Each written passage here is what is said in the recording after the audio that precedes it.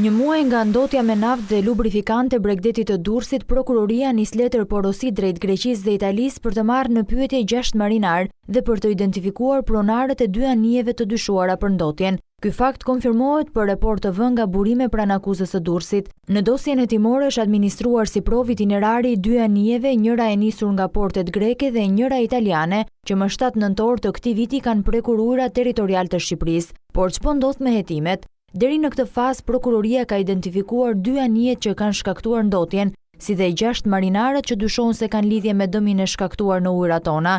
Kjo ndotje, thanë hetuesit, është bërë me qëllim pasi anijet të cilat kalojnë në ujërat tona bëjnë derdhje të mbetjeve për të shmangur taksat e larta që duhet të paguajnë në portet greke dhe italiane.